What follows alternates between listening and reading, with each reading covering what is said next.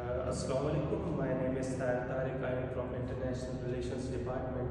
The purpose of recording this video is to present a presentation assigned by Mme Fawzia. तो आज का मेरा मौजू है, मेरा टॉपिक है एटम्स, सब एटॉमिक पार्टिकल्स और उनकी प्रॉपर्टीज़ के बारे में जानना है। कि सबसे पहले हम देखते हैं कि एटम दरअसल है क्या, एटम किसे कहते हैं। Atom is the smallest unit of nucleus where electron, proton and neutron are present। एक ग्रीक फिलोसोफर डेमोक्रेटस के मुताबिक कहते हैं कि मादे का वो छोटा ज़र्रा जिसको इस कदर तकसीम किया जाए कि वो छोटा हिस्सा रह जाए जो आप मज़ीद तकसीम नहीं हो सकता, जिसको तकसीम करना नामुमकिन हो जाता है, उसे हम एटॉमस या कि एटम कहते हैं। एक हमारे पास एक छोटी एग्जांपल कॉपर की हम ले लेते हैं कि कॉपर का टुकड़ा है, उसको तांबे का टुकड़ा है, उसको इस कदर तकसीम कर दें कि वो छोटा सा ज़र्रा रह जाए जिसको मज़ीद तकसीम करना नामुमकिन हो। उसके लिए, उसको देखने के लिए हमें इलेक्ट्रॉन माइक्रोस्कोप की ज़रूरत होती है। तो क्योंकि वो एटम इतना छोटा सा ज़र्रा होता है जो हम अपनी आँखों से नहीं देख सकते, उसको देखने के लिए इलेक्ट्रॉन माइक्रोस्कोप की हमें ज़रूरत पड़ती है। ये है एटम। और अगर आप एटम के स्ट्रक्चर की बात करेंगे, उसके साफ्ट की बात करें कि एटम है क्या, सबसे पहले हम देखते हैं कि एक न्यूक्लियस होता है, एक छोटा दायरा, उसके अंदर हमें दो ज़र्रा मिलते हैं जिन्हें प्रोटॉन और न्यूट्रॉन कहा जाता है। प्रोटॉन और न्यूट्रॉन, और दूसरा इलेक्ट्रॉन इस न्यूक्लियस के बाहर छोटे दायरे के बाहर गर्दिश करते रहते हैं, घूमते रहते हैं, उन्हें इलेक्ट्रॉन कहते हैं। और अगर हम इनकी चार्ज की बात करें, इनकी प्रॉपर्टीज़ की बात करें, तो हम देखा जाता है कि जो इलेक्ट्रॉन होता है वो नेगेटिव चार्ज होता है उसका, और अगर न्यूट्रॉन की हम बात करते हैं तो उसका कोई चार्ज नहीं होता। जो प्रोटॉन होता है वो पॉजिटिव चार्ज का होता है। ये तमाम ज़र्रात एक दूसरे चार्ज को खींच कर या धकेल कर मुलाकात करते हैं और एक दूसरे के इर्द गिर्द चक्कर काटते रहते हैं। और ये है एटम, उसके सब एटॉमिक पार्टिकल्स और उनकी प्रॉपर्टीज़ जो मैंने आपसे डिस्कस की। तो ये था मेरा आज का मौजू। Thank you. अस्सलाम वालेकुम, माय नेम इज़ मौजूद। जैसे कि मेरा टॉपिक है compound. Compound is a substance made up of two और मोर एलिमेंट्स। कंपाउंड एक सब्सटेंस है, वो दो और दो से ज़्यादा एलिमेंट से बने, उसे कंपाउंड कहते हैं। केमिकली कंबाइंड, जो कंपाउंड है वो केमिकली कंबाइंड होने चाहिए। फॉर एग्जाम्पल, केमिकली कंबाइंड और फिजिकली कंबाइंड हैं क्या?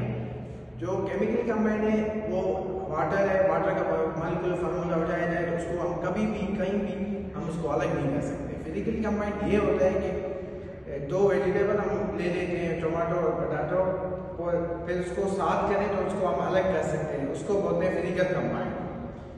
Fix ratio by mass, compound में फिक्स रेशो होना चाहिए। फिक्स रेशो मतलब ये कि वाटर का एक फिक्स रेशो है 2.6, हाइड्रोजन का जो मॉलिक्यूलर फार्मूला है वो है 2 और 6, हाइड्रोजन ऑक्सीजन का है 16, उनका जो उसका जो मास है 2.16 है। आगे चलते हैं properties of compound. Properties of compound की प्रॉपर्टीज कौन सी हैं? एलिमेंट लूज देयर प्रॉपर्टीज, जो एलिमेंट्स हैं वो अपने प्रॉपर्टीज को लूज करें। जैसे कि वाटर की फॉर एग्जांपल ले लेते हैं, हाइड्रोजन और ऑक्सीजन, ये दोनों एक गैस है। वाटर क्या है? लिक्विड है। वो दोनों गैस मिलके एक वाटर बना रहे हैं, उसको बोलते हैं, वो अपनी एलिमेंट को लूज कर देता है। New substance have different properties. जो न्यू सब्सटेंस होते हैं वो डिफरेंट प्रॉपर्टीज, मतलब कि हाइड्रोजन गैस है, ऑक्सीजन भी गैस है, वो अपना प्रॉपर्टी चेंज कर रहे हैं। मतलब वाटर में आ रहा है, वाटर क्या है? लिक्विड है। Compound can not be broken down physically method. Compound है वो कभी भी फिजिकली मेथड में नहीं टूटता। जैसे कि मैंने आपको टमाटो और पोटैटो का फॉर एग्जांपल दिया था, जैसे कि मैंने वाटर का फॉर एग्जांपल दिया था, वो कभी भी फिजिकल मेथड में ब्रोकन डाउन नहीं होता है। Fix ratio by mass, fix ratio होना चाहिए। जैसे वाटर का है, मैंने बताया 2.16 है, हाइड्रोजन का 2 है और ऑक्सीजन का 16 है। रिप्रेजेंट बाय केमिकल फार्मूला, वो केमिकल फार्मूला को रिप्रेजेंट करता है। जैसे सोडियम क्लोराइड है, वो सोडियम क्लोराइड एक केमिकल फार्मूला है। Types of compound on the bonding, ionic bonding and colic bonding. Ionic bonding do not exist in independent molecular formula. Ionic compound ऐसे होते हैं वो इंडिपेंडेंट मॉलिक्यूलर फार्मूला नहीं होते हैं।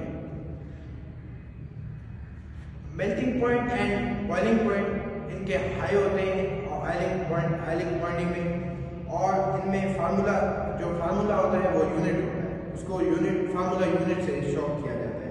जैसे सोडियम क्लोराइड है, उसको फार्मूला यूनिट से जाहिर किया जाता है। कोवलेंट कंपाउंड क्या है, अभी वहाँ पे हमने देखा कि मॉलिक्यूलर फार्मूला इंडिपेंडेंट नहीं होते, यहाँ पे मॉलिक्यूलर फॉर्म इंडिपेंडेंट होते हैं और melting point and boiling point को लो होते हैं, मतलब बानिस्बत आयनन कंपाउंड बॉन्डिंग के ये लो होते हैं। इसका फॉर एग्जांपल है hydrogen, water, H2SO4 molecular formula, इनका जो फार्मूला है उनको मॉलिक्यूलर फार्मूला के साथ शो किया जाता है। जैसे कि melting point and boiling point इनों का लो होता है, वो मैंने आप लोगों को पहले भी बता दिया था।